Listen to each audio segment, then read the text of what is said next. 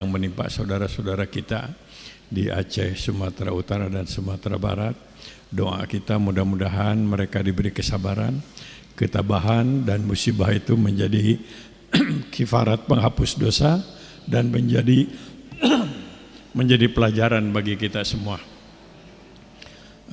Mudah-mudahan Allah Subhanahu wa Ta'ala memberikan hikmah manfaat bagi yang mendapat musibah dan bagi kita semuanya, bahwa musibah bisa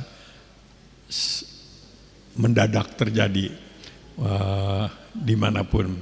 Ya, banjir hanya salah satu saja di antara bentuk musibah yang menimpa kepada umat. Jadi ada baiknya di setiap selesai sholat kita turut berdoa dengan bahasa kita untuk kesabaran, ketabahan, dan solusi penyelesaian bagi saudara-saudara kita yang dapat musibah. Dan saya dengar Istiqomah juga turut menghimpun dana sedekah untuk nanti disampaikan atau dikirimkan ke daerah tempat musibah, seperti juga beberapa lembaga lain. Mudah-mudahan kita ada kesempatan dan kemampuan untuk turut meringankan beban saudara-saudara kita. Baik ibu-ibu dan bapak-bapak, acara pengajian kita sekarang ini berada pada akhir tahun bulan Masehi. Tidak ada petunjuk secara khusus dari agama bagaimana menyikapi akhir tahun Masehi, karena ibadah-ibadah dalam Islam itu semuanya diatur berdasarkan perjalanan Qamariyah atau perjalanan tahun Hijriah. Ya, seperti kita ketahui, kita wajib melaksanakan saum bulan Zulhijjah, bulan Ramadan. Kemudian zakat haji juga bulan Zulhijjah, tidak ada hubungan dengan bulan Masehi. Begitu juga saum-saum sunat, semuanya berdasarkan penanggalan Hijriah. Ada 13, 14, 15 setiap bulan, 27 Rajab, dan 6 hari bulan Syawal. Begitu juga zakat. Nah, ini yang barangkali perlu diingatkan ketika kita membayar zakat haul 1 tahunnya, yaitu bisnis, simpanan, itu dihitung berdasarkan penanggalan Hijriah. Kalau berdasarkan penanggalan Masehi nanti terlambat sekitar 9 hari, jadi dikurangi 9 hari berdasarkan penanggalan Hijriah. Dan banyak ibadah-ibadah lain. Walaupun demikian, ada baiknya di penghujung bulan ini kita merenung tentang perjalanan hidup kita.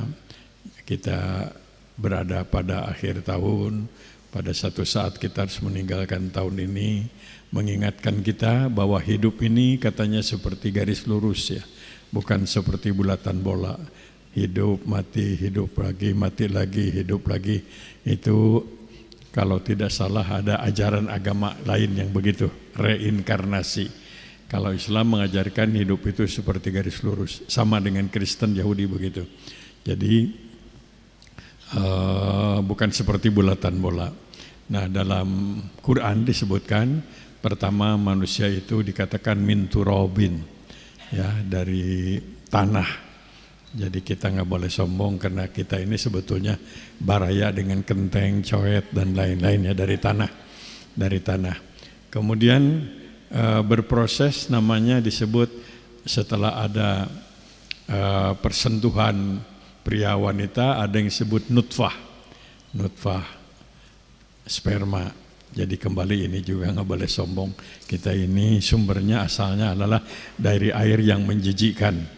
Ya, kalau dibawa-bawa begitu orang jijik, padahal kita itu asalnya itu seperti itu, min nutfatin. Kemudian berubah katanya menjadi alaqah, mengental. Setelah mengental menjadi mudghah, semacam gumpalan daging. Nah, menurut hadis itu 3 kali 40 hari kemudian ditiupkan ruh. Nah, ini hadis menyebutkan. Quran tidak secara eksplisit tentang jumlah, tapi dalam hadis ada. Jadi bisa saja kemungkinan ada semacam debatable, ada para ahli begitu. Tapi begitu, ada proses min turabin, dari saripati tanah, kemudian menjadi nutfah, ya, alaqah dan mudghah. Nah hadis menyebutkan setelah 3 kali 40 hari fanafakha fihi ruh, ditiupkan ruh katanya, ditiupkan ruh. Jadi proses perjalanan hidup sebagai manusia yang bernyawa itu dari 3 kali 40 hari. Oleh karena itu di dalam ajaran Islam, orang yang melakukan pembunuhan terhadap janin yang sebelum 4 bulan dan sesudah 4 bulan itu hukum sama-sama dosa, tapi hukuman jenayah pidananya berbeda begitu. Kalau yang sudah dari 40 senilai dengan membunuh orang yang telah lahir. Pelajaran apa yang dapat kita ambil dari proses perjalanan hidup ini, yaitu bahwa Allah Subhanahu wa Ta'ala menciptakan kita dengan proses yang sama seperti itu. Kemudian setelah lahir ke dunia, Allah juga memberikan petunjuk kepada kita dalam Al-Quran. Ada proses yang pada dasarnya secara umum agama mengajarkan ada yang pasrah kepada Allah dalam bahasa Arab aslama, Islam, Muslim, dan ada yang melawan kafara, kufur, begitu secara garis besar. Nah ketika 3 kali 40 hari menurut hadis, Allah Subhanahu wa Ta'ala waktu itu menetapkan masa depan seorang. Itu satu katanya umurnya, yang kedua soleh atau tidak soleh, mendapat hidayah atau tidak, kekayaannya, dan ada ketentuan ajalnya berapa lama. Hadis yang diriwayatkan oleh Imam Muslim ini ada melahirkan debatable, ikhtilaf, sehingga melahirkan kelompok-kelompok dalam sejarah Islam. Secara garis besar adalah ada yang berpendapat segala-galanya sudah ditentukan lah, kita tinggal terima aja begitu. Itu disebut golongan Jabariyah, paksakan, sudah tentukan. Sehingga kalau keyakinan ini tanpa meyakini aspek lain, bisa orang itu jadi malas berusaha, takdir lah kewe gitu. Kemudian ada yang mengatakan Allah itu tidak menentukan seperti itu terserah kita. Nah, ahli sunnah namanya yang kita ikuti biasanya membagi dua. Satu, ada yang memang ada yang ditetapkan oleh Allah, namanya qadha itu. Allah menciptakan seperti pria wanita, itu qadha. Tapi ada yang diciptakan oleh Allah Subhanahu wa Ta'ala melalui proses aturan, namanya sunnatullah, takdir. Umpamanya kaya, miskin, kemudian pinter dan lain, itu ada faktor usaha. Tapi ketika usia sekian bulan itu pria wanita, ini tidak ada usaha, atau paling tidak sampai sekarang belum ada ilmunya, atau paling tidak menurut yang saya ketahui belum ada ketentuan, belum ada ilmunya. Kalau pria harus makan jagung gitu, tapi kalau wanita harus makan apa gitu. Sampai sekarang menurut hemat saya belum ada. Kita kalau begitu pas lahir sebagai pria, sebagai wanita, ya nama keputus, tinggal pasrah aja kepada Allah. Tapi apakah dia jadi soleh atau tidak, pinter atau tidak, di sini ada faktor sunnatullah, ikhtiar. Nah, kalau sangat percaya kepada keputusan Allah dalam ajaran agama Islam, yaitu yang disebut fatalisme Jabariyah. Tapi kalau ada yang tidak, segala-galanya bisa direkayasa, tergantung usaha dan usaha, itu Qadariyah. Nah, ini sejarah begitu. Karena ada dua pendapat yang sama-sama sebut saja ekstrim, lahirlah pemikiran yang kemudian disebut sebagai ahli sunnah. Siapa? Ya kita-kita inilah ahli sunnah. Yaitu percaya bahwa Allah Maha Kuasa untuk menetapkan apa saja, tapi kita juga diberi kewajiban dalam batas-batas ikhtiar untuk berusaha untuk menggunakan pikiran, untuk menggunakan segala ikhtiar kita. Jadi kaya miskin adalah faktor ikhtiar kita. Tapi kan bisa juga ikhtiarnya paling getol tapi nggak dapat. Ada yang ikhtiarnya malas tapi dapat, bisa terjadi. Tapi pada dasarnya kita wajib ikhtiar. Berilmu juga begitu. Nah, ini sedikit sejarah, pernah lahir pemikiran seperti ini dan punya pengaruh kepada sejarah Islam ini. Nah, kita adalah yakin Allah Maha Kuasa untuk menetapkan nasib seseorang, tapi Allah juga Maha Kuasa untuk merubah apa yang pernah diputuskan oleh Allah Subhanahu wa taala. Sehingga kita tetap wajib ikhtiar, wajib berdoa, wajib berusaha. Itulah yang diajarkan oleh Islam secara umum yang menjadi keyakinan kita. Nah, kembali ibu-ibu dan bapak-bapak, jadi hidup ini seperti garis lurus, bukan seperti bulatan bola. Kita maju terus dan kemudian oleh Allah Subhanahu wa taala kita diberi aturan pada saat akil baligh, apa yang kita lakukan itu masuk dalam catatan yang akan menentukan masa depan kita di akhirat. Begitu manusia, ketika seorang itu ada dalam rahim ibunya, terutama setelah 4 bulan itu, ada ikhtiar yang diajarkan. Saya kira ilmu kedokteran mengajarkan begitu, agama juga mengajarkan. Dan kalau ibu sedang hamil, maaf saya belum pengalaman hamil soalnya, itu diajarkan untuk lebih banyak tenang, jangan banyak sedih, jangan banyak kecewa, apalagi bertengkar, ya. Banyak dekat dengan Allah, lebih banyak menyebut nama Allah, begitu. Itu ikhtiar kita langsung ke sana. Tentu ada ikhtiar yang rasional, ada gizi dan lain-lain, mangga itu halalan, thayyiban dan lain-lain. Nah, Islam mengajarkan kepada kita apa yang dilakukan oleh seorang ibu ketika hamil itu ada pengaruh terhadap janin nanti. Nah, secara detail tentu bukan bidang saya, teman-teman kedokteran ya, yang mengetahui secara rinci. Tapi Islam mengajarkan seperti itu, ada pengaruhnya. Ajaran secara umum adalah ketika hamil, hindari beban-beban pikiran, beban-beban perasaan, harus lebih banyak pasrah kepada Allah, banyak damai, tentram, tenang dengan zikir dan lain-lain. Nah, jangan dicoba. Ya, ini cobalah nih anak saya yang ini sekarang pada saat hamil gelut terus itu suganwe jadi petinju itu. Nah, jadi itulah secara umum kita yakinlah bahwa Nabi mengajarkan seperti itu. Ketika sedang hamil sudah ada proses sebelum kelahiran, pendidikan dalam bentuk taqarrub kepada Allah, dalam bentuk gizi dan lain-lain. Saat lahir, Nabi menyatakan ada 3 peristiwa dalam perjalanan hidup manusia yang banyak dirahasiakan oleh Allah. 1, peristiwa kelahiran. Yang kedua, peristiwa jodoh. Yang ketiga katanya peristiwa ajal. Ya. Ilmu manusia ya ada yang disebut Allah menciptakan segala sesuatu, Allah menciptakan hukum-hukum yang objektif bagi sesuatu, ada itu. Dan itu yang harus dipelajari. Tapi pada hakikatnya kalau Allah menghendaki nanti baru kita mengatakan, oh pantesan, oh ternyata begini, baru mengerti. Tapi sudah takdir Allah.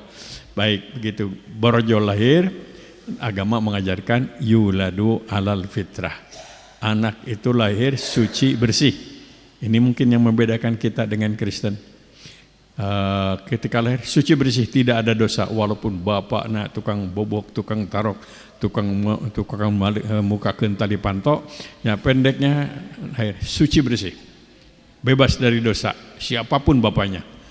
Nah, seringlah diperdebatkan dalam fikih itu gimana nih kalau anak kafir pisan begitu. Nah, tapi secara umum manusia lahir suci dan bersih. Kenapa anak itu menjadi nakal dan tidak baik? Hadis menggunakan kata-kata fa'innama. Fa'innama itu dalam bahasa Arab al-hasru itu paling tidak dominan. Yang paling dominan menjadikan anak itu soleh dan tidak soleh adalah abawahu, ibunya dan bapaknya. Kalau bapaknya sudah meninggal dunia, jadi ibunya. Maksud saya kalau bapaknya sudah meninggal dunia tidak turut ikut dosa kalau anaknya menjadi nakal. Sama juga sebaliknya. Nah, yuladu alal fitrah. Apa yang harus dilakukan oleh seorang muslim dalam rangka mempersiapkan dia untuk menjadi hamba yang baik? Rinci agama kita itu mengajarkan. Mulai lahir sambutlah dengan takbir, ada yang adzan. Walaupun ada debatable, ada yang setuju, ada yang tidak setuju. Tapi kalau takbir nggak ada yang setuju. Jadi begitu lahir jangan dengan disambut dengan nyanyian, atau sambut dengan tepuk tangan, atau sambut dengan bau gimana negeri juaraga kami itu. Ya, kayak saya lihat di HP itu ada orang yang sedang umroh, begitu semangat cinta negara sampai doanya ketika sang itu doa bagimu negeri jiwa raga kami. Ya nggak apa-apa isinya, tapi tong diucapkan ke umroh atau ya ke sa'i mah doanya aja khusus. Baik, lahir biasa yang takut. Ada yang azan, jangan kaget kalau ada yang tidak setuju karena memang mungkin hadisnya diperdebatkan lah. Tapi yang penting kalimat takbir Allahu Akbar, bukan insya Allah atau masya Allah, innalillah. Nah nanti itu Allahu Akbar. Apalagi yang harus dilakukan, maaf ini menghafalkan yang ringan-ringan supaya ingat saja, paling tidak disampaikan untuk incu nanti untuk ibu-ibu, yaitu hari ketujuh bersihkan kepalanya, rambutnya tuh buang, gundul, kerok, kecuali kalau tidak sehat silahkan ditangguhkan hari ke-14, hari ke-21. Kemudian yang kedua, umumkan namanya yang baik. Yang baik itu bisa kedengarannya baik, tidak kedengarannya batur seserian begitu. Ya. Kemudian yang kedua artinya baik dan kedengarannya baik. Nah ini mengenai nama ini, saya sering merenung. Saya oleh ayah saya diberi nama Miftah. Tapi ditakdirkan oleh Allah itu yang tukang muka di mana-mana itu tukang Pak hoyong dibuka ku bapak ngaran Miftah, tukang muka, jadi ada aja kebetulan aja, mungkin kebetulan.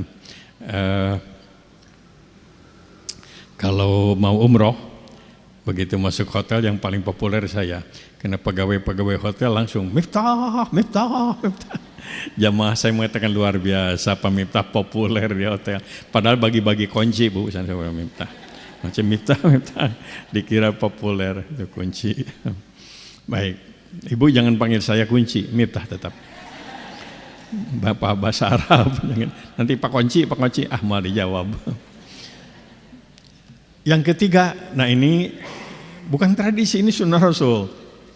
Selain memberi nama yang baik, kemudian membersihkan rambutnya, dibersihkan, digundul, dibotak. Nah, kalau sakit kalau ada kesehatan soal lain, silahkan pertimbangkan, karena kita nggak boleh berbuat sesuatu yang menyebabkan seseorang itu, terutama bayi, menjadi sakit begitu. Ada aturan, makanya ada toleransi 7, 14, 21. Enggak juga ya sudah digunting aja kalau memang sakit. Tapi kalau bisa lancar, lakukan itu. Kalau putaranya sudah 17 tahun tekedaku ibu teman, kena gundul sorangan. Kemudian yang ketiga, akikah. Akikah adalah hanya salah satu di antara ibadah yang diwujudkan dalam pemotongan hewan. Ada akikah, ada udhiyah, ada al-hadyu.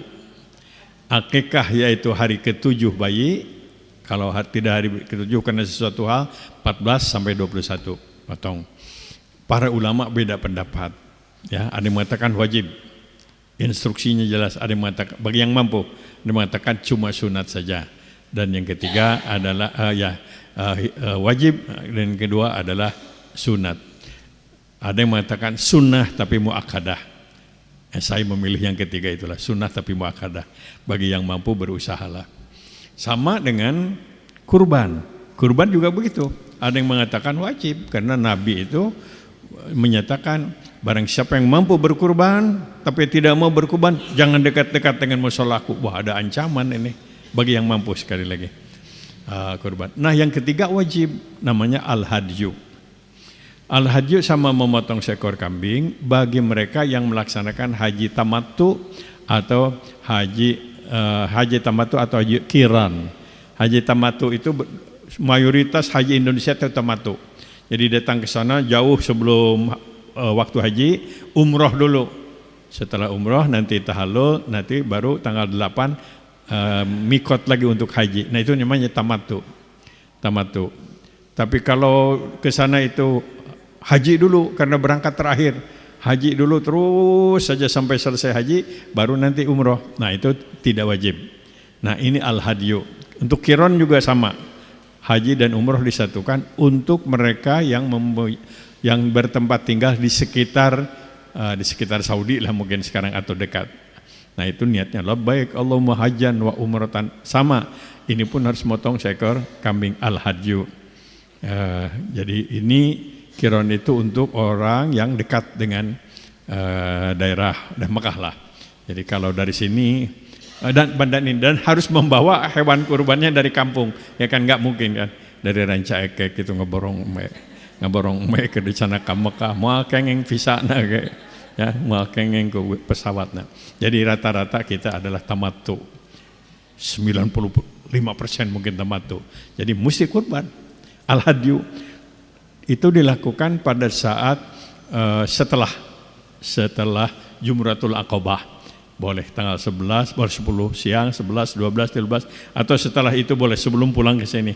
Kalau tidak melakukan, karena ini wajib, itu harus diganti dengan saum 3 hari di sana. Jadi problem bagi mereka yang kloter pertama pulang tanggal 12 atau 13. 3 hari sempat nggak? Mungkin nggak sempat itu.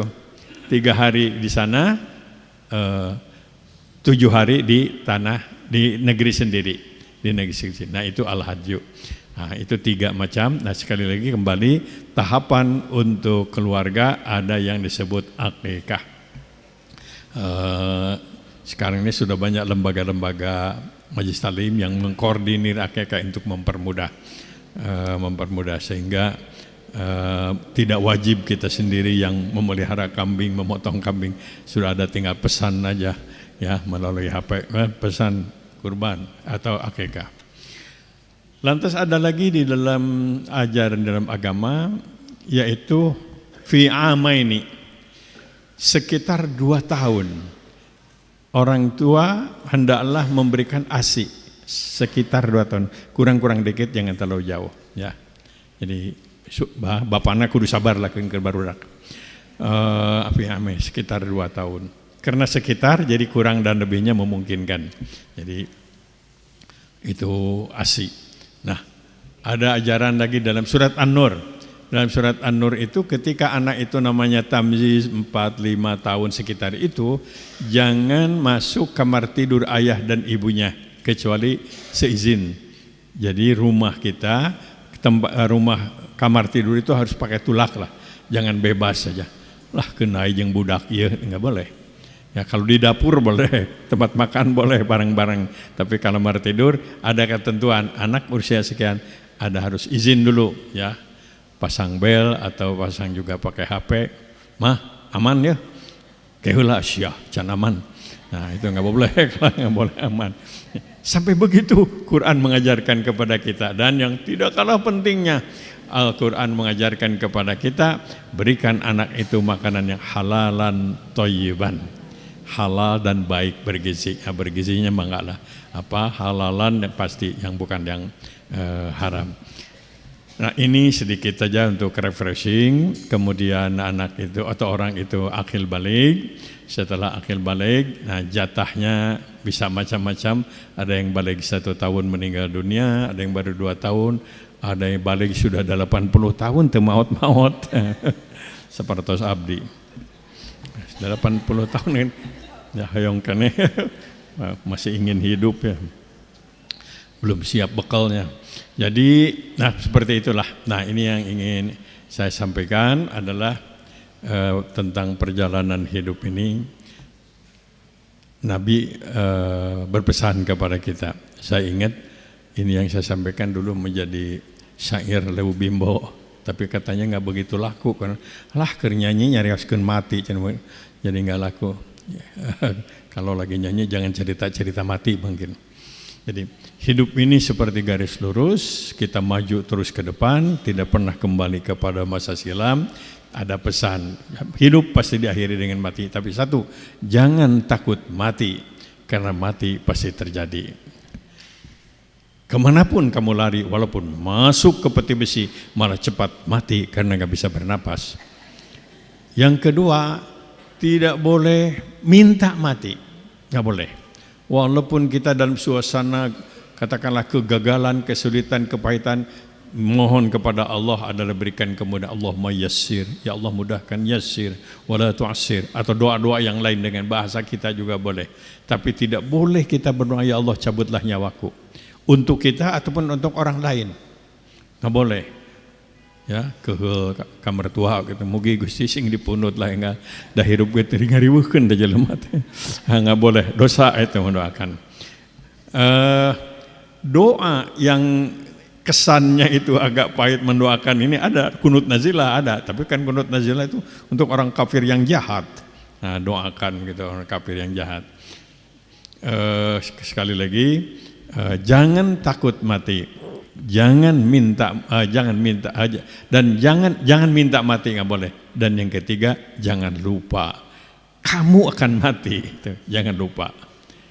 Jangan lupa kamu akan mati. Dan begitu seorang meninggal dunia, seperti sudah sama-sama kita ketahui, in qata'a amaluhu, putuslah semua amalnya, ya, yang dikumpulkan sampai miliar dan triliun, tinggalkan semua, sama dengan yang meninggalkan harta yang sedikit, semuanya ditinggalkan. Yang abadi hanya satu, dan katakan dalam hadis itu sedekah jariyah, yang sempat diwakafkan dengan ikhlas, yang sempat disedekahkan dengan ikhlas, yang sempat diberikan kepada orang lain sekali lagi dengan ikhlas. Itu yang menjadi aset kita yang akan kita rasakan. Nabi mengungkapkannya dengan in qata'a amaluhu, idza mata ibnu adama, kalau manusia meninggal dunia, in qata'a amaluhu, putus semua amalnya, nggak bisa ditambah lagi. Illa min thalathin, kecuali hanya 3 saja. 1, sedekah jariyah. Sedekah jariyah tidak hanya dalam arti sedekah biasa, tapi meliputi ibadah-ibadah harta. Meliputi ibadah harta, sedekah jariyah itu. Jadi bisa wakaf termasuk di sana sedekah. Yang paling pas memang wakaf karena memberikan barang yang sifatnya permanen. Tapi sedekah yang lain pun termasuk yang nilai pahalanya. Sedekahun jariyah. Jadi apa yang ada di kantong kita, di garasi kita, yang ada di rekening kita, semuanya tinggalkan aja.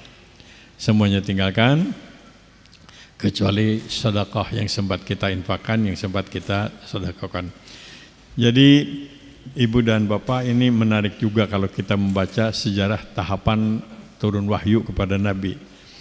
Kan Nabi pernah sedikit gelisah karena wahyu turunnya agak lambat nih, enggak turun-turun, jangan-jangan Tuhan marah kepada saya, kira-kira begitu.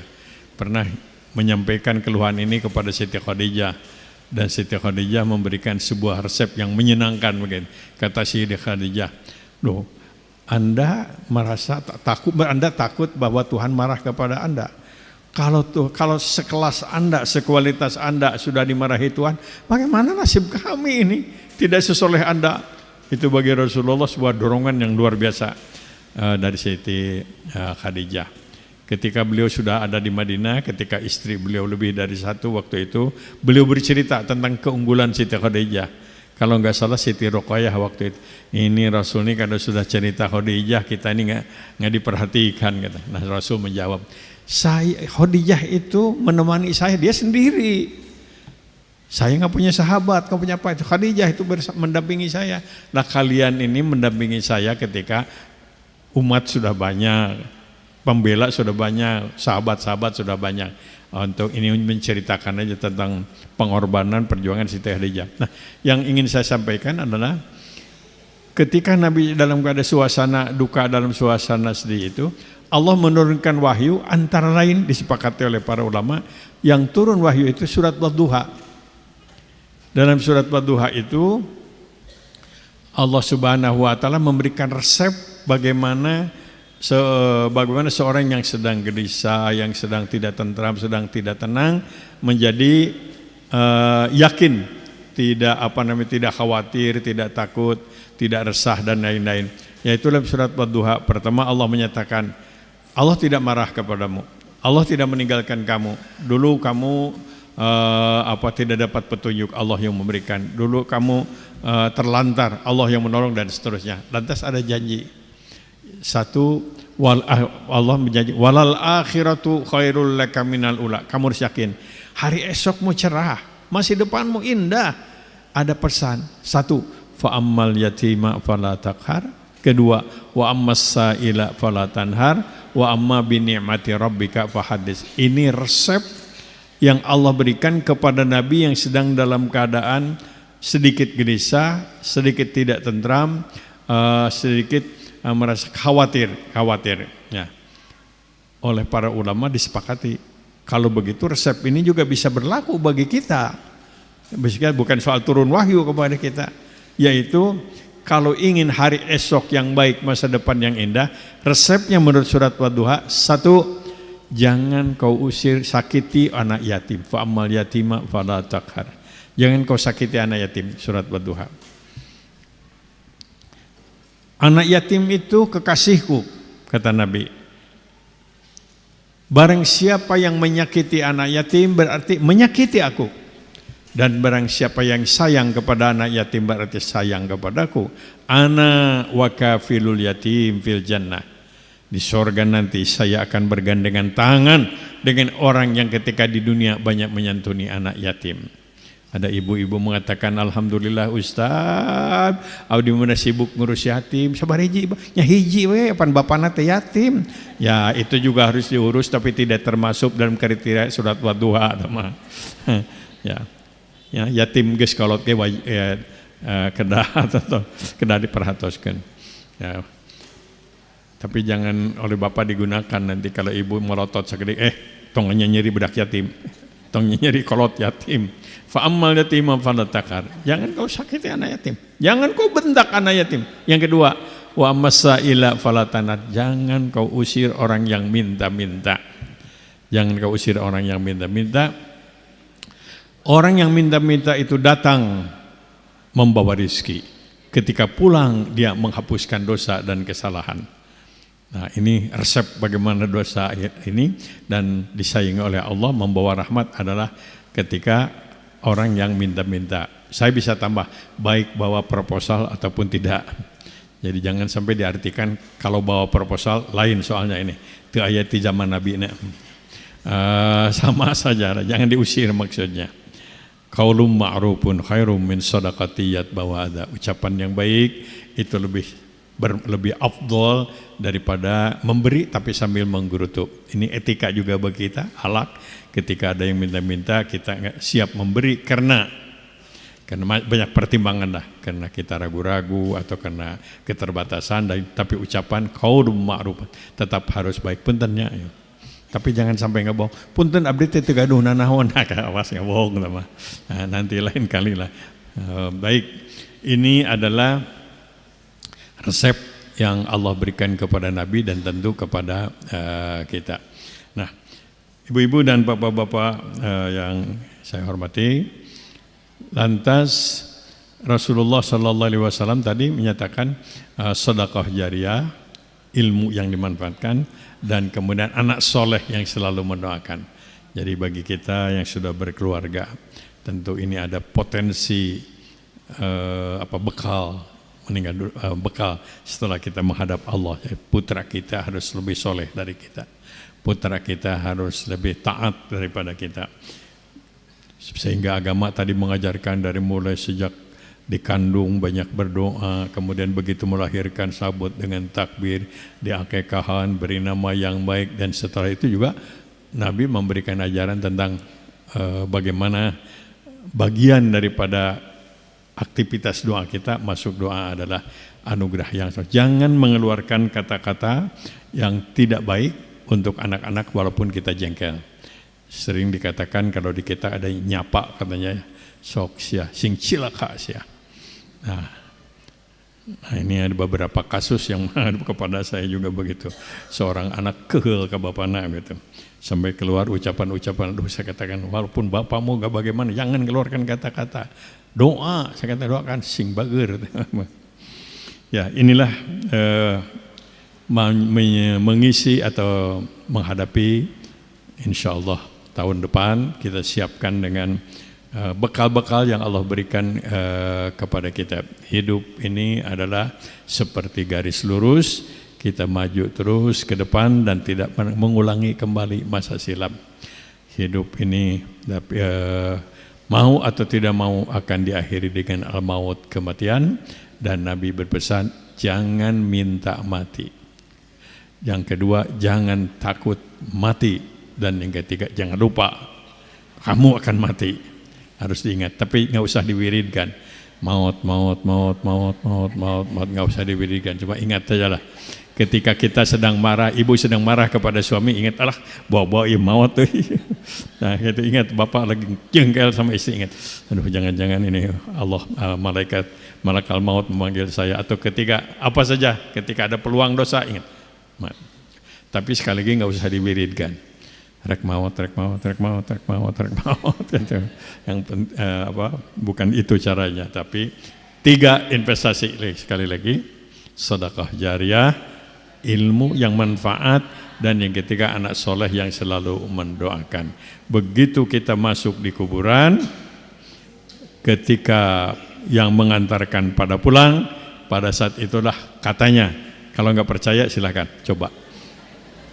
Katanya pada saat itu orang sudah merasakan tadi nikmatnya sedekah, nikmatnya infak, nikmatnya wakaf, sudah terasa dinikmati. Kemudian seseorang menyesal karena harta kekayaannya ternyata hanya dihitung, tidak ada yang nempel menjadi ibadah harta, sedekah dan wakaf. Dan ada seseorang yang merasa menyesal, menderita berat katanya karena meninggalkan anak yang bahasanya itu maaf saya lupa, meninggalkan harta kekayaan yang menjadi sumber sengketa dan pertengkaran ahli waris. Wa na'udzubillahi min dzalik. Barangkali ini juga perlu menjadi catatan kita. Jadi jangan sampai ada potensi kekayaan yang kita tinggalkan itu potensi pertengkaran. Karena kasus seperti ini agak lama. Saya dan teman-teman dari Komisi Fatwa di MUI ini agak sibuk juga itu macam-macam karena wasiat yang tidak jelas, hukum waris yang dinilainya kok nggak sesuai dengan keinginan dan lain-lain. Nah, ya, Nabi sudah menyampaikan ajaran kepada kita kalau harta yang ditinggalkan tidak sempat ada yang diwakafkan, diinfakkan, kita menyesal dan akan menderita sengsara karena harta yang ditinggalkan menjadi sumber sengketa pertengkaran ahli waris.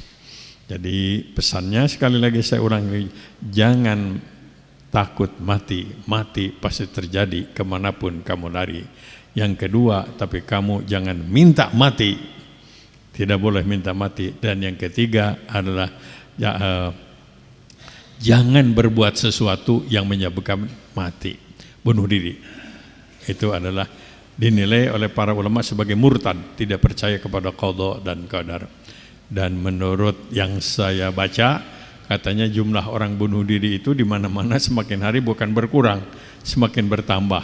Ya kalau mereka penganut agama lain yang punya kepercayaan begitu tentu urusan mereka. Tapi sebagai muslim ingat, bunuh diri itu bisa dapat dikategorikan sebagai murtad karena tidak percaya kepada qada dan qadar. Wa na'udzubillahi min dzalik.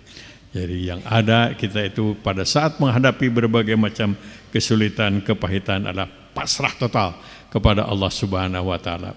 Saya sering menyampaikan karena banyak yang konsultasi, saya bilang doa apapun, tapi kalau doa yang paling baik kepasrahan itu diambil dari Quran.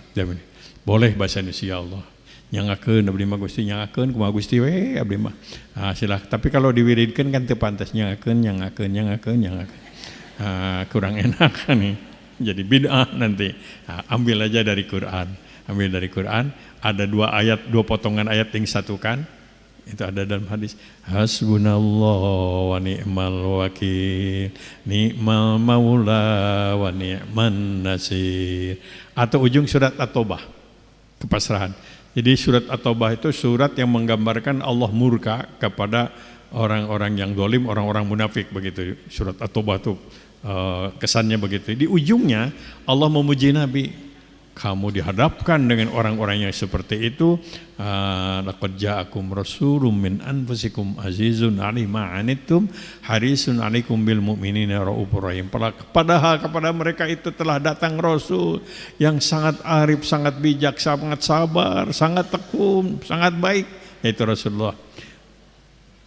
Allah menyatakan, tapi mereka tetap menyikapi kamu itu dengan sesuatu yang sangat menyakitkan. Maka Allah menyatakan sikapi oleh fakul hasbiyallahu la ilaha illa huwa alaihi tawakkaltu wa huwa rabbul arsyil azim.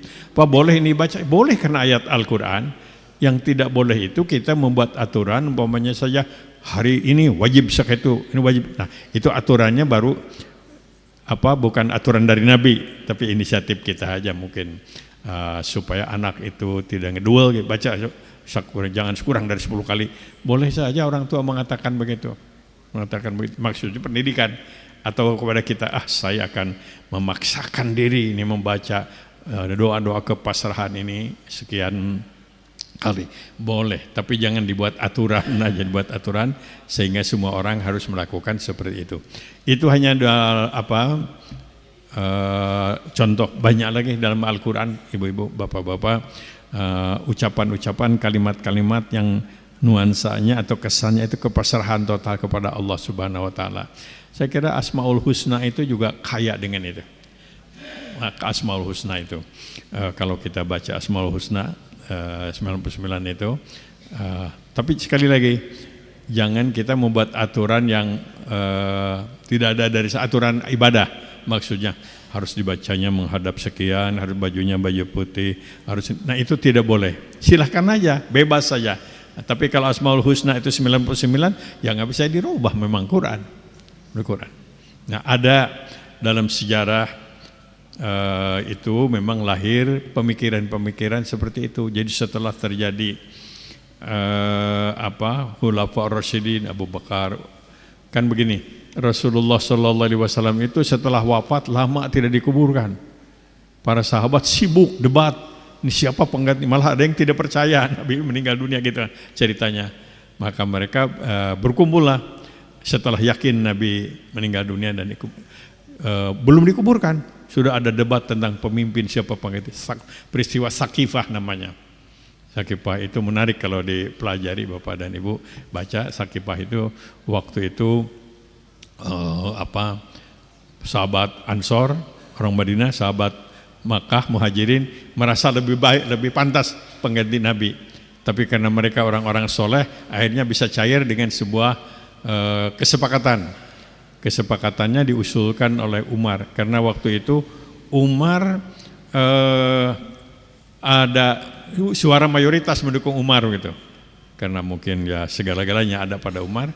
Tapi Umar itu membuat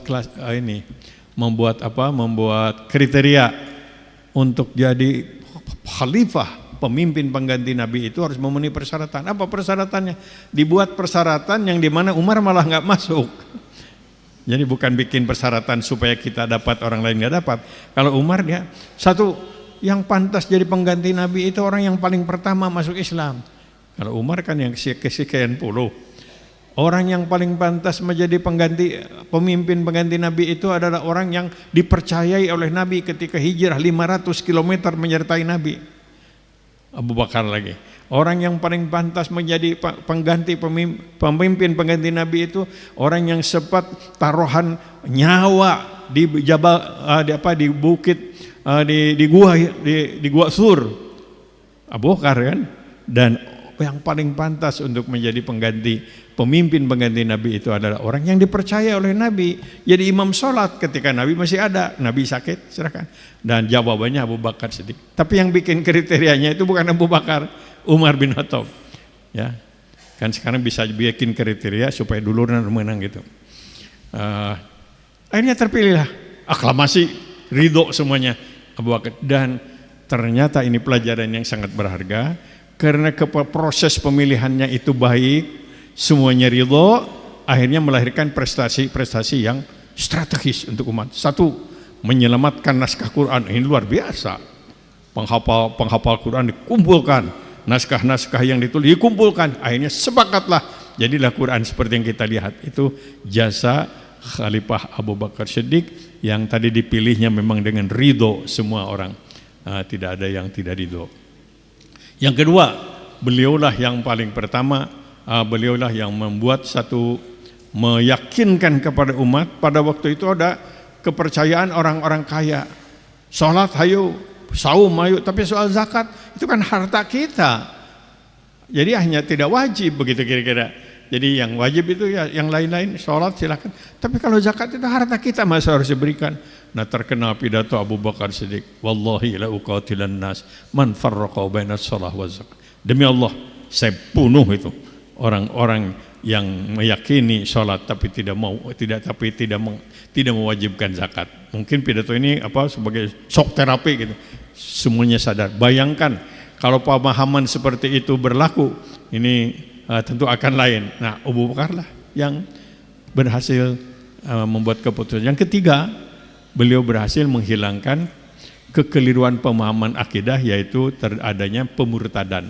Jadi ada orang yang ngaku jadi nabi, orangnya itu berwibawa, harismatik, pinter, banyak pendukung, benghar deh. Nah itu Musailamah, yang punya putra diberi Musailamah ya. Nah itu jasa Abu Bakar. Ketika Abu Bakar sudah sakit, beliau mengusulkan supaya pengganti saya adalah Umar. Mereka setuju. Kenapa? Waktu Abu Bakar muncul pun sebetulnya waktu itu calon Umar gitu. Pilihlah Umar ceritanya. Umar juga berhasil membuat aturan bernegara, ngatur harta kekayaan dan lain-lain, macam-macam, sukses beliau. Tapi karena sukses terus, orang Yahudi nggak senang, maka mereka memasukkan seorang intelijen Yahudi, pura-pura jadi orang Islam, berhasil menjadi pembantu dekat Umar, namanya Abu Lu'lu'. Jangan punya putra diberi nama Abu Lu'lu'. Umar dibunuh ketika beliau sedang sujud. Ngalir darah, ditangkap, dibunuh orang yang membunuh itu. Dan para sahabat waktu itu terus kepada Umar, wasiatkan olehmu, siapa penggantimu? Umar gak mau wasiat. Wasiatkan enggak mau. Sampai ada yang mengatakan, anakmu Abdullah. Umar menyatakan, saya tidak setuju anak saya. Apa dia kurang soleh? Dia lebih soleh dari saya. Apa dia kurang pintar? Dia lebih pintar dari saya. Tapi beliau serahkan kepada namanya para senior, sahabat-sahabat yang pertama Islam berkumpul musyawarahkan. Nah terpilihnya Utsman. Utsman ini sudah sepuh. Yang kedua, infiltran Yahudi semakin jauh, semakin banyak masuk pura-pura Islam, terbunuh kan dengan kasus gubernur gubernur Mesir terbunuh. Ganti Ali lahir muncul sebagai man of the crisis, sedang orang pecah, tidak bisa membuktikan siapa pembunuh Utsman. Ali muncul sehingga timbullah macam-macam suudzon. Terbunuh lagi Ali bin Abi Thalib. Jadi 4 khulafaur rasyidin, 2 dibunuh infiltran Yahudi. Lantas kekuasaan diambil oleh Muawiyah. Muawiyah ternyata membuat aturan yang berbeda, yaitu aturan mewariskan kepada anaknya. Ini mulailah pada waktu itu berbagai macam konflik di kalangan umat Islam. Nah, apa kaitannya ini dengan apa yang saya sampaikan tentang perjalanan hidup ini? Rupanya soleh ada saja macam-macam godaan. Dan yang berikutnya adalah ketika Muawiyah itu mewariskan kekuasaannya kepada putranya, dan dinilai oleh para sahabat yang ada waktu itu tidak memenuhi persyaratan, maka terjadi konflik macam-macam. Nah itulah yang kemudian dari konflik itu melahirkan aliran-aliran tadi. Ada yang mengatakan ya sudah memang takdir dari Allah, ada yang mengatakan ini bukannya takdir Allah tapi kejahatan ini nih, ada juga macam-macam. Tapi yang menarik adalah waktu itu ada para sahabat yang tidak ikut. Mereka aktif, sibuk di dalam menghimpun hadis. Nah itulah antara Abdullah bin Umar, Abdullah bin Mas'ud, menghimpun hadis sehingga orang itu banyak meriwayatkan hadis. Dan kalau yang meriwayatkan hadis itu harus dinilai soleh. Kalau nggak soleh nggak soleh hadisnya. Itulah berjasa. Yang kedua ada kelompok yang memang ikut dengan dinasti monarki, ikutlah, saya tidak ikut-ikutan dengan macam-macam. Ada yang berontak terus, Syiah maunya kelompok Syiah berontak terus dan melawan terus.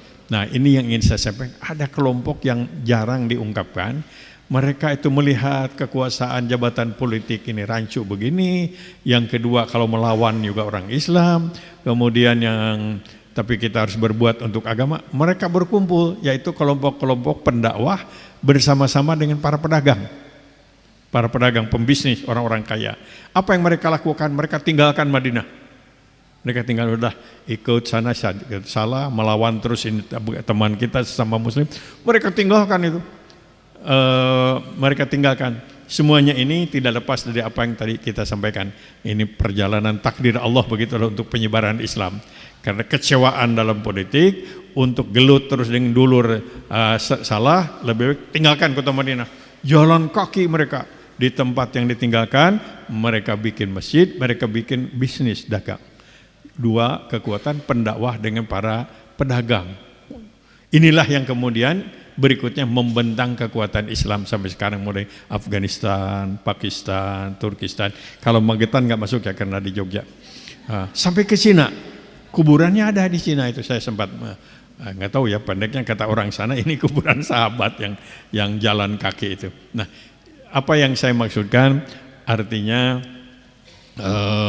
pertama adalah ketika kita menghadapi sesuatu hal yang barangkali tidak nyaman, ada langkah-langkah yang bisa kita lakukan, yaitu pertama adalah antara lain yang saya contohkan tadi, bekerja sama kekuatan-kekuatan untuk melanjutkan kegiatan dakwah, dan itulah yang dicontohkan oleh beberapa sahabat.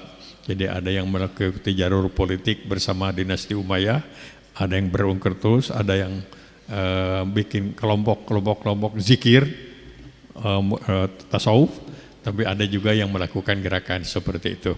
Ini barangkali juga bagian dari sebuah perjalanan hidup yang memang diciptakan oleh Allah Subhanahu wa Ta'ala untuk kemajuan Islam.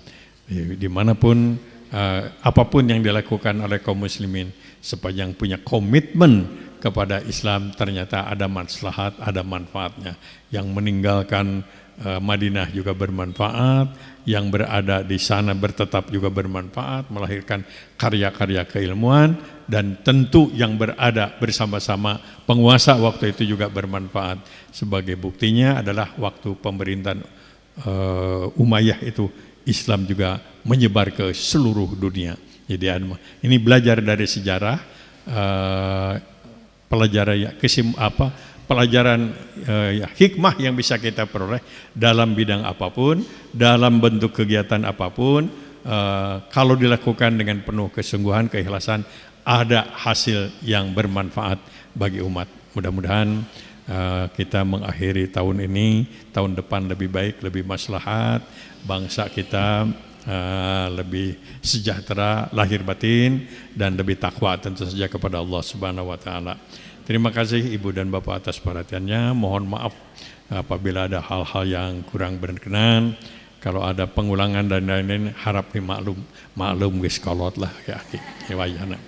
Hatur nuhun. Wassalamualaikum warahmatullahi wabarakatuh. Alhamdulillah. Bapak Ibu jamaah semua, tambah informasi untuk kajian mendatang untuk khotib Jumat